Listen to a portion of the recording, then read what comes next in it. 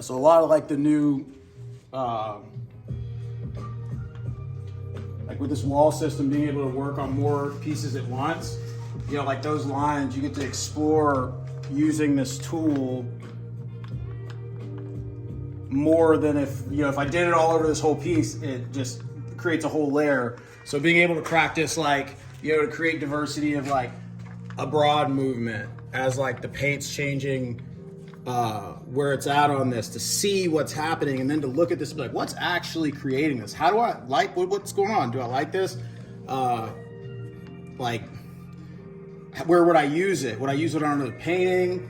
Like how are these lines hitting? What's going on? Is it the pressure? Is it the thickness of the paint? There's a lot of stuff going on. So just being able to like jump around in that way is it keeps like the process fresh, and at the same time, as you really look at it and start looking at it through like the lens of like composition, builds a confidence of not being like cautious, and being able to like trust, you know, what you're visualizing or your intuition, and then, you know, you build on that to the point where you just get to watch what's happening, I guess, in a way.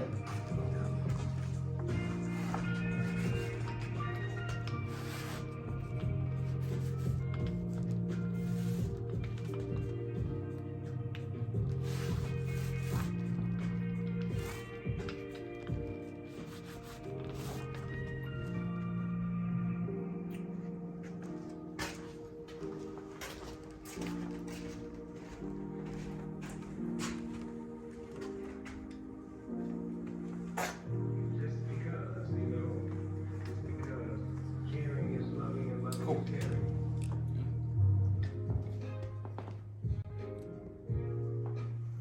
Things that matter and some things that don't matter. Worth exploring. Remember, like you find like these like assumptions about like how things interact, and then when you ask yourself, do I know that? Often it's like, no, it's just purely an assumption. And those assumptions begin to dictate systems and processes and how you think about making art. An example of that would be like, oh, this color is not that color, but I'm gonna dip this in there. And it's like, often, you know, like the instinct would be like, well, that's because they're not the same color, but like, it's like, does that matter? Does it matter at all for what's happening? Maybe you're like, oh, that does matter. Like an instance would be like, all right, I'm using like oil pastels, and I don't want to go over with like a felt tip Sharpie because it'll hog up the tip of my marker, and then my marker's no good, and that's not the move. You know, so like this is the exploration of tools and materials. Other times it's like, maybe you don't know. It's like, I gotta see. You can't like live in hypothetical land, you know what I'm saying? This is also part of it. Like, just as you're doing something, being like, where are my assumptions about what's happening? Are they right? Are they completely unfounded? And why? Are they absolutely wrong? And how do I actually see how wrong they were? Like, these are all, it's not just, and that doesn't have to be separate from expression for this reason.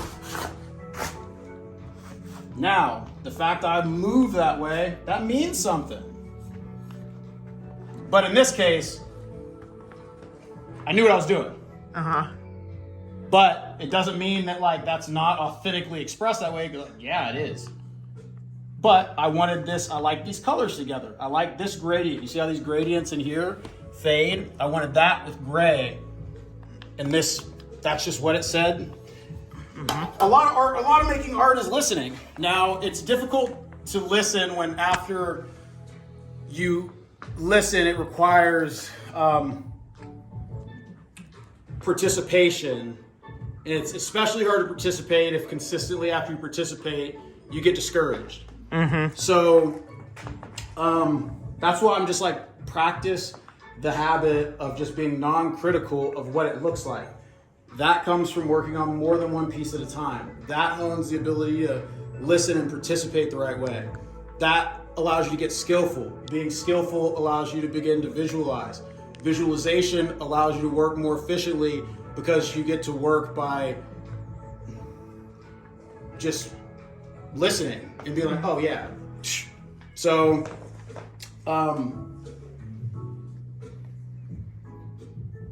there's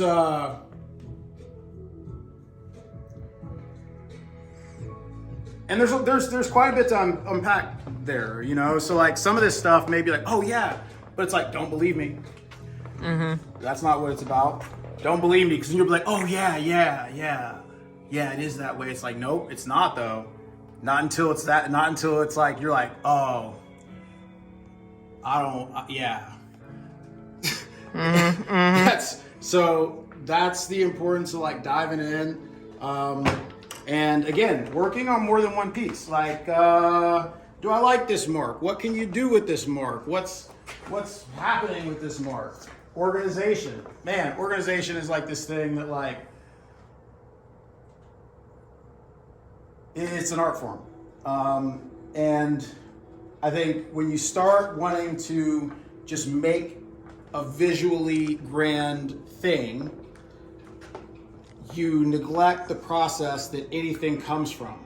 So like you can work from a little chaotic pile, it's unorganized. So like the ability to visualize and then move on that, there's so much work that has to go into that like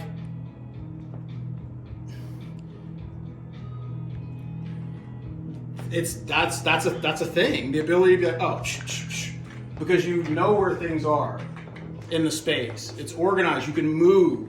You can still express. It's not tripping over things. And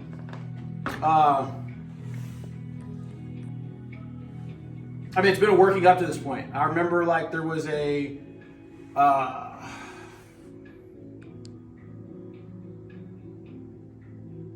probably 2019,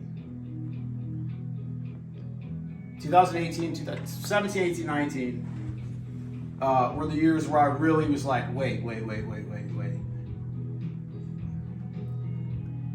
I cannot be an adversary of like the thing that actually makes me and helps me get better. Like I can't be like, but I don't like that, because that's crazy talk. That's so crazy. That's just such a crazy thing. Like that's like, and knowing, because if you say it, you know that like if you just didn't feel that way, well, there's something that comes from that. Right. So especially organization, like in an art studio, you know, and yeah, it's not the most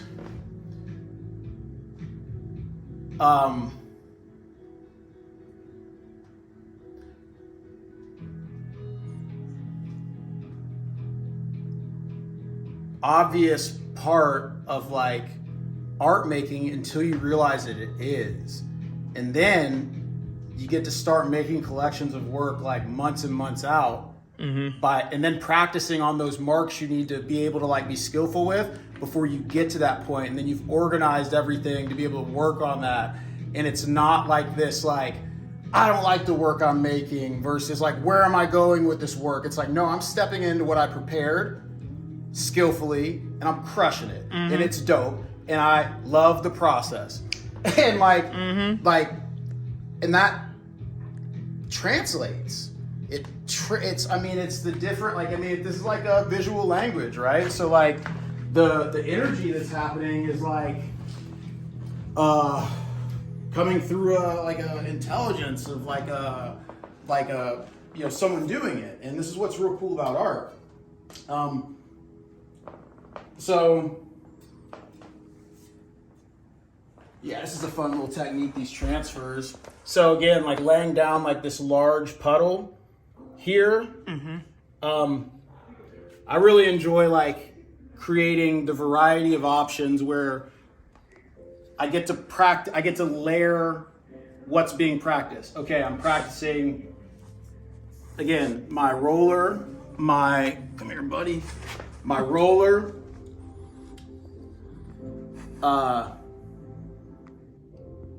color mixtures, listening, visualization, and being able to like layer those within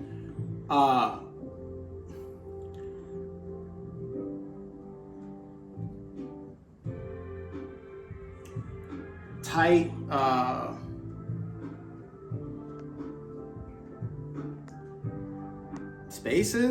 spaces maybe, where like the practice of listening gets to have more options to it because there's actually more variables here for me to visualize with. So here, you know, there's pattern, there's texture, you know, and this technique of doing transfers, you know, and again, like this is not the tool. Mm-hmm. Dang, Bossy, why are you attacking him, buddy? He just wants all the attention. Why do you want all the attention? He wants to make art too. So like, it's easy to look at like this and be like, this is the tool that's happening. No, like, there's so many tools that are happening, mm-hmm. right? You have a whole object. There's all these different ways to make different marks. It's an exploration of all of it. What does it mean that this is unstretched? What does it mean the thickness of what's going on here? What does it mean that like I'm building out these elevations?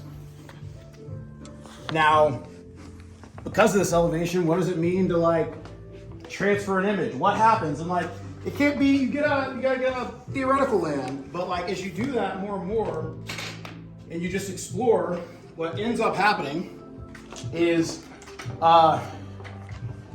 you realize just the magnificent amount of options where this piece, this piece, this piece, this piece, none of these are separate pieces to me. Mm-hmm. This is informed that, that's informed that, this is informed this. This, you know, where like I'm taking the practice through the studio, sharpening the tools, work's being made.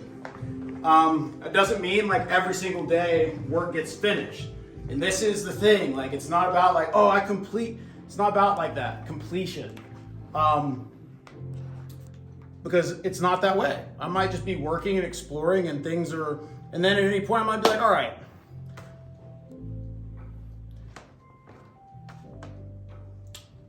you told me everything you needed to tell me, I listened to everything you had to say, goodbye.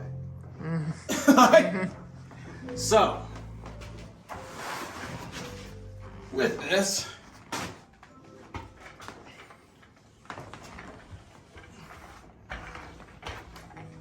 you know, pressure, if I'm pushing hard, what's not gonna happen is that pattern that that elevation pattern is not gonna transfer that negative space, just gonna smash it, right? So that's what I wanted right there. Mm-hmm.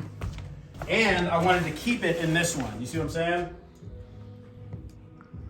Beautiful. So again, it's like, was I like, this is what this needs exactly right here?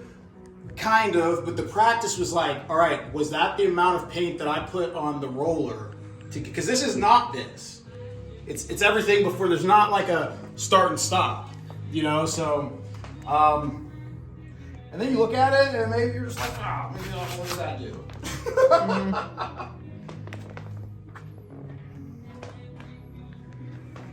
All right, cool, it's good.